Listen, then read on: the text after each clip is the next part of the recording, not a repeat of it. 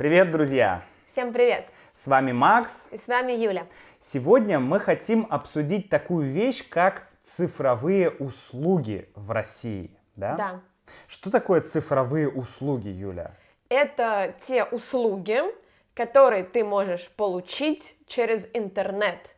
Заказать какую-нибудь справку, например. То есть тебе не нужно идти ни в какое специальное заведение, учреждение. Все можно сделать с помощью смартфона. То есть, грубо говоря, цифровые услуги — это способ получения услуги электронно или онлайн, да, с помощью компьютера, телефона, интернета и так далее. Ну, давай приведем какой-нибудь простой пример. Например, получение, не знаю, справки о несудимости. Справки о несудимости. Да, в России есть такая справка, она называется справка о несудимости. Она нужна для чего? Для работы, если ты работаешь, например, с детьми или на государственной службе, тебе нужно принести справку, которая доказывает, что у тебя нет судимости. Ты не судим, не совершал преступления. Что ты не был в тюрьме, да? Да, не был в тюрьме.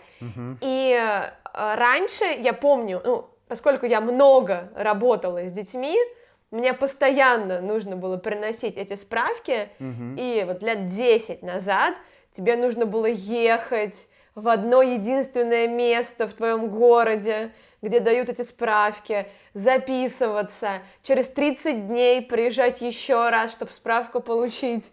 Теперь можно это сделать онлайн. Да, это реально жесть. Я помню, когда ты мог... Допустим, я недавно получал загранпаспорт, и я делал это в другом регионе, не в том регионе, где я живу, где у меня есть регистрация. У меня регистрация в Санкт-Петербурге, но живу я сейчас в Краснодарском крае, в Новороссийске. Я решил сделать себе новый загранпаспорт. И раньше, лет 20 назад, даже... 10 тоже, наверное, да? 15-10 тоже, мне пришлось бы идти в определенное учреждение, называлось АВИР, по-моему, да? Да, что там, я даже не знаю, как это расшифровывается. Короче, какое-то вот место, или еще был, правда, единый центр документов. Еще была такая штука. Короче, ты должен был физически куда-то пойти, сделать фотографию, там, несколько раз туда пойти, постоять в очереди, написать от руки, заполнить анкету какую-то. Дичь. Сейчас ты заходишь на сайт госуслуги.ру и делаешь все онлайн. 2 раза нужно прийти, да, подать документы и забрать. Нет почти очередей, нет никаких проблем. Красота. Да. Да, вот ты сказал госуслуги. На самом деле это, наверное, наиболее такой масштабный проект электронных услуг в России. Госуслуги. Государственные услуги. Государственные услуги — это некий портал, интернет, и в том числе приложение. Для телефона, да? Да, который как раз и позволяет получать онлайн огромное количество услуг со стороны государства, будь то выдача загранпаспорта или подача заявления в ЗАГС. Да, кстати, когда у нас было видео, где мы с Юлей решили пожениться, да, и нужно подать заявление, как это правильно называется, в ЗАГС, да, подать заявление в ЗАГС, чтобы ЗАГС нас зарегистрировал. ЗАГС — это... записи актов гражданского состояния. Короче, это то место, где регистрируют брак, где нас с Юлей зарегистрируют, что мы муж и жена. Да? Да, и подавать заявление нужно заранее, да. Особенно если ты хочешь выбрать хорошее место, красивое место. Красивое место и дату, когда будет тепло. Да. И поэтому мы подавали онлайн в день, когда открылась регистрация на эту дату. И мы это делали, пока ехали в машине по Чечне. Да, это правда. То есть мы ехали в Чечне с помощью смартфона, мы чук-чук-чук-чук получили госуслугу. Юля подала заявление, мне пришло сообщение, я нажал «Подтвердить», «Оплатить пошлину», то есть заплатить за регистрацию, там 250 рублей, по-моему, или 300 рублей. И все готово. Да, и теперь мы можем идти в этот ЗАГС в назначенный день. Не нужно до этого времени никуда ехать. И это классно, потому что, действительно, все то, на что ты раньше тратил много времени, что раньше становилось проблемой, если ты живешь в одном городе, а хочешь получить услугу в другом. Теперь ты можешь сделать это все онлайн, и мне это, конечно, дико нравится. Да. А про поликлиники, например, как раньше было и как сейчас? Да, у нас, кстати, было видео про поликлинику, про систему здравоохранения в России. Вот здесь будет ссылка, посмотрите обязательно. Раньше, чтобы записаться к врачу в государственную поликлинику, тебе нужно было позвонить, сказать «Алло, здравствуйте». А в ответ ты слышишь: «Ну что надо, давай быстрее уже говори, что там, ну давай быстрее уже, куда тебе надо, что там?» И ты говоришь: «Здравствуйте, я бы хотел записаться к врачу». «Давай быстрее, быстрее!» И ты просто, у тебя паника, ты кладешь трубку такой: «Кажется, я выздоровел». Может быть, мне не так плохо, может быть, мне не нужно туда идти. Я помню это мем. Тогда еще не было слова «мем», но это был мем была, да? «бабушка в регистратуре», да? Или женщина, не женщина, обычно это такая тетушка или бабушка в регистратуре. Такая вот женщина, которая прям сделает тебя здоровым. Без врача. Без врача, да. Потому что ты сразу становишься здоровым, ты сразу не хочешь идти в поликлинику, потому что, потому что система была очень не клиентоориентированная. Я помню, что это было прям очень сложно, даже получить там, когда я училась в школе, мне иногда требовалось получить справку о прививках, куда-то там нужно подавать, и это прям история. Надо было заложить полдня на этот поход в клинику. Сначала ты звонишь, даже по звонку еще нельзя было. Я помню эти времена, когда ты просыпаешься утром, потому что до 8 утра тебе дают талончик, то есть такой номерок. То есть ты, например, ты хочешь пойти к терапевту завтра, или там в ближайший день. Ты просыпаешься рано утром на рассвете, да? Ты вот такой вот одеваешься, идешь, еще холодно, зима такой, идешь в эту поликлинику, благо она всегда рядом, плюс-минус. В поликлинике ты стоишь в очереди в поликлинике, чтобы получить талончик или номер, да, это номерок мы это называли, да. То есть направление к врачу. Ты стоишь, не знаю, 20 минут, 30 минут, иногда час, потому что очередь, и ты берешь талончик с номером, с временем. Да. Допустим, завтра или сегодня, или, может быть, завтра, там в 3 часа дня ты можешь посетить терапевта. Ты берешь этот талончик и идешь обратно домой, ложишься спать и так далее. Затем ты идешь к врачу на следующий день. Ты пришел к врачу, и ты опять видишь очередь у кабинета врача. Хотя вроде время всем назначено. Да, хотя у тебя время 3:00, да, там 15:00, но ты можешь дойти до врача в 15:30, в 15:40, в 16:00, в 17:00, в 17:30. Такое тоже бывало.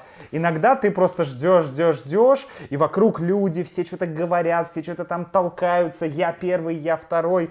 И ты думаешь, идите вы все к такой-то матери. Просто рвешь этот талончик и идешь домой или идешь в платную клинику. Да. Сейчас это все через интернет. Ты сделал, пришел ко времени, может быть небольшая очередь и все. Да, это очень удобно. И какие еще услуги можно онлайн получать? Банковские, да? Банковские услуги. Сейчас можно взять, кредит какой-нибудь, автокредит или обычный потребительский кредит, или даже ипотеку. ты можешь оформить онлайн. Более того, ты можешь купить квартиру, не выходя из дома. У нас есть знакомые, которые взяли квартиру в ипотеку, да, купили квартиру с помощью кредитных денег банка, и они сделали это не выходя из дома. Да, все онлайн. Все онлайн. То есть, это прикольно. А еще пандемия, она как бы подстегнула развитие. подстегнула развитие дала такой толчок цифровых развитию. услуг, да. А я недавно оформила, вот говоря про банковские услуги, я сделала цифровую карту. То есть это карта банковская, которая прикреплена к твоему виртуальному кошельку, в телефоне есть такая функция, и нет никакого пластика вообще. То есть тебе не нужно получать эту пластиковую карту. Это, во-первых, чуть более экологично, зачем их множить. Это удобно, потому что, я без понятия, где мои пластиковые карты, я пользуюсь телефоном, мне все равно они не нужны.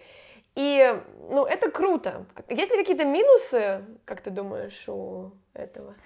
Или только плюсы? Я не знаю, можно порассуждать о минусах цифровизации в целом.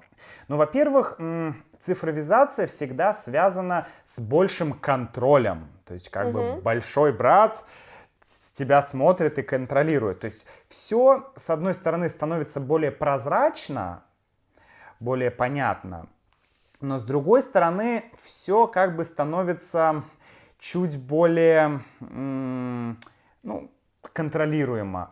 О каждом твоем шаге знает налоговая служба, какая-нибудь там поликлиника, больница знает о тебе все. То есть все о тебе знают. Ты как будто становишься, не знаю, тоже прозрачным. Государство видит все. Какие у тебя машины, какие у тебя болезни, какая у тебя квартира, что ты делаешь, где ты покупаешь вещи, где ты не покупаешь вещи. Сколько ты зарабатываешь. Сколько у тебя детей, сколько у тебя жен, сколько у тебя любовниц. Да?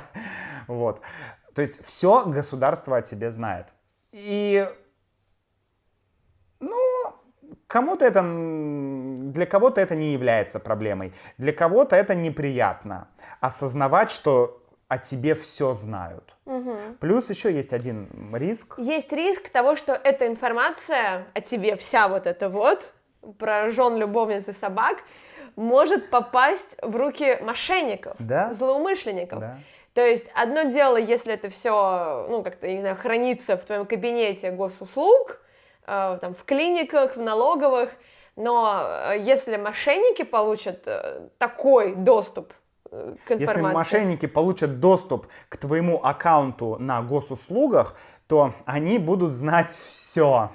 И они получат доступ к твоим документам, потому что, чтобы иметь возможность что-то делать на госуслугах, ты загружаешь туда паспортные данные, и другие документы. И получается, что, действительно, можно потом, не знаю, кредит на тебя взять или еще что-то сделать плохое. И, такие случаи бывали, потому что мошенники понимают, что пароль и логин от госуслуг — это просто золотая жила. Да, но там же есть еще двухступенчатая верификация, с помощью телефона. С помощью мобильного телефона, и банки, и госуслуги придумывают все больше и больше способов защиты, потому что, с другой стороны, пока мы с тобой здесь рассуждаем, чьи-то головы думают, как же можно еще украсть денег у людей. Да. Вот. И это риск цифровизации, когда все было на бумажных носителях, ты мог потерять кошелек, и это было бы неприятно, но теперь, теряя мобильный, ты теряешь там все карты, которые там есть, всю информацию, которая там есть, все пароли, и, это опаснее, безусловно. Я не знаю насчет потери мобильника. Если я сейчас потеряю свой мобильный телефон, то я не потеряю свои карты, свое ничего. На самом деле есть защита, и все даже пароли, они у меня синхронизированы, поэтому, в принципе, у меня нет никаких проблем. Проблема будет как раз, проблема не с потерей физического носителя данных, потому что в основном данные, они в облаке, они синхронизированы. Проблема именно с тем, если кто-то украдет мой аккаунт, там, Google аккаунт или там госуслуги аккаунт или еще что-то, да, взломает. Да, то есть, ну, условно понятно, что если ты потерял телефон, ты об этом знаешь, ты тут же блокируешь карты, блокируешь аккаунты и все. Но вот если ты, например, не знаешь, что кто-то получил доступ к твоему телефону, за то время, что ты не знаешь, можно сделать много всяких нехороших вещей, да. Согласен, друзья, да? А что вы думаете по поводу развития цифровых услуг? Вы считаете, что это удобно и здорово, или вы думаете, что это путь к тотальному контролю и так далее? А может быть, у вас есть третье мнение? Пожалуйста, напишите, что вы думаете. Да, поделитесь своим мнением, нам поделитесь мнением интересно. в комментариях. И, как всегда, увидимся в следующем видео. До новых встреч. Пока-пока. Пока-пока.